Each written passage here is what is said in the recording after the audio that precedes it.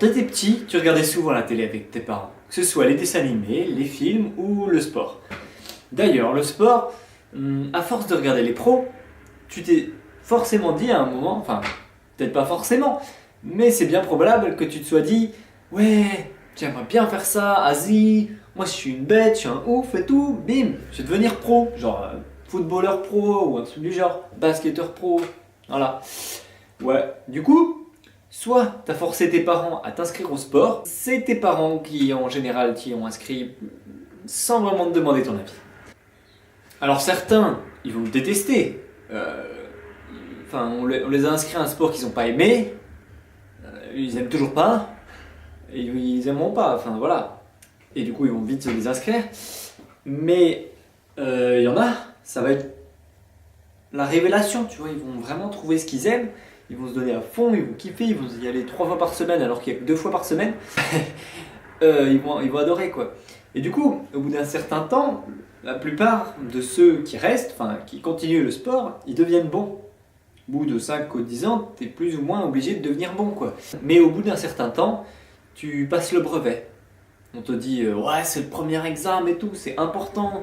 Du coup tu passes le brevet, tu révises le brevet. Du coup tu sautes 1, 2, 3 entraînements pour réviser ton brevet. Ou peut-être beaucoup plus, ou peut-être pas du tout, parce que peut-être qu'à l'époque tu t'en fous. Puis vient le bac. Et le bac tu révises encore, toujours plus.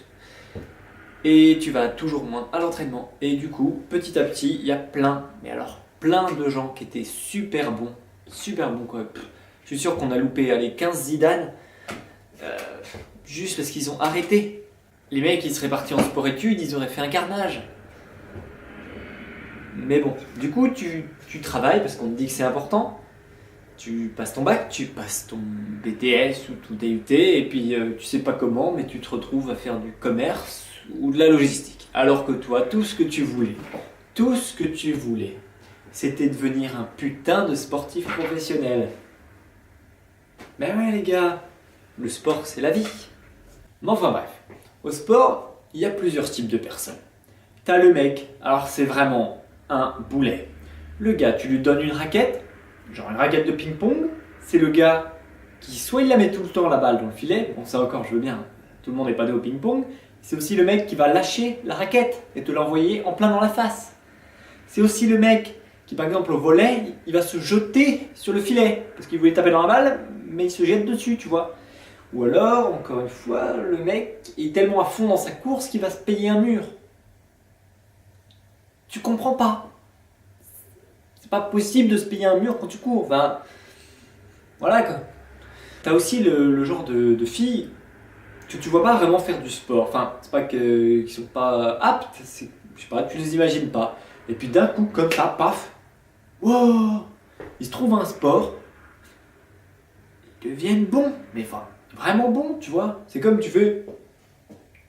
En fait, bon, j'avoue, c'est plutôt rare. Hein. La balle et va marquer.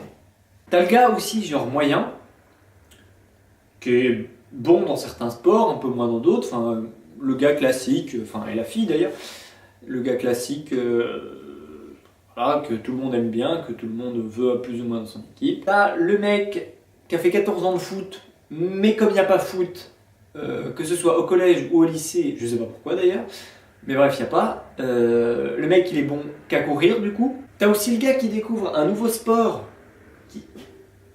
Ça devient toute sa vie le gars. Genre on lui montre l'acrosport et le gars il va kiffer, faire des pirouettes et tout, c'est son truc. Du coup le prof va faire « Vas-y Jérémy, fais-moi une roulade !» Du coup voilà, bim, Jérémy fait la roulade.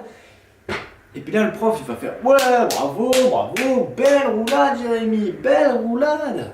Du coup, Jérémy, pim, ça lui monte à la tête et tout. Et là, Jérémy, il se dit « Vas-y, moi, je vais être un champion de l'acrosport et tout, je vais faire de la gymnastique. » Du coup, Jérémy, il monte sur un tatami. Et bim, il commence à faire le show, il tape des saltos et tout. Sauf que la plupart du temps, ça se finit comme ça.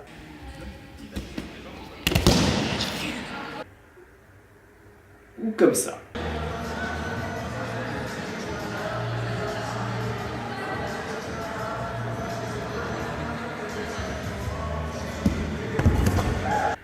T'as aussi le genre de nana qui est tellement feignasse qui veulent pas bouger leur cul. Enfin, je dis les nanas parce que moi j'ai toujours vu des filles. Après, c'est mon expérience personnelle. Mais les meufs, elles sont tellement feignantes que ça leur suffit pas de passer la journée assis en cours. Faut que même quand elles vont au sport, elles restent assis près d'un mur, papoter. Et les seuls moments où elles se lèvent, c'est quand le prof vient faire « Eh les filles, bougez-vous un peu là !» Du coup, elles se bougent et tout. Elles font 3 minutes de passe ou je sais pas quoi. Et bien elles retournent s'asseoir. Il y a aussi le genre de mec qui est assez bon, tu vois, mais genre le mec qui a fait du basket et tout, voilà, du hand, vachement bon dans son truc. Sauf que du coup, il voit que tout le monde est nul, à part lui. Du coup, le mec joue tout seul. Tu peux te mettre comme ça, côté, le mec va te passer devant. Tu peux être en train de bouger, le mec va te passer devant. Il s'en bat les couilles. Mais du coup, plus personne veut de lui. Enfin, ah, Baptiste, il joue perso, hein. Salaud, va. Et toi, tu te situes dans quelle catégorie? N'hésite pas à nous le dire dans les commentaires. Allez, ciao. Et n'oublie pas, on n'a pas besoin d'elle quand on a des couilles.